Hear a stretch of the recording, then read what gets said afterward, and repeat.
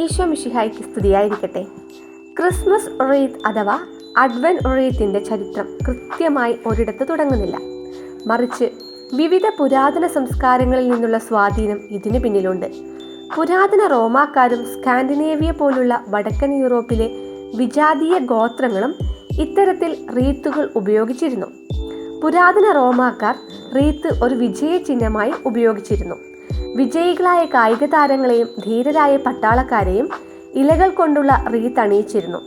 അതുപോലെ റോമൻ പുതുവത്സരത്തിൽ സന്തോഷവും ഭാഗ്യവും നേരുന്നതിൻ്റെ അടയാളമായി അവർ അവരുടെ വാതിലുകളിൽ പച്ചിലകൾ കൊണ്ടുള്ള വളയങ്ങൾ തൂക്കിയിട്ടു.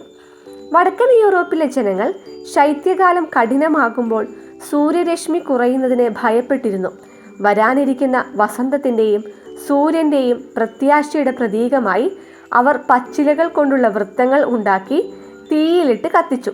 വൃത്തങ്ങൾ സൂര്യൻ്റെ പ്രതീക്ഷയെയും ശീതകാലം അവസാനിക്കുമ്പോൾ സൂര്യൻ്റെ തിരിച്ചുവരവിനെയും സൂചിപ്പിക്കുന്നു.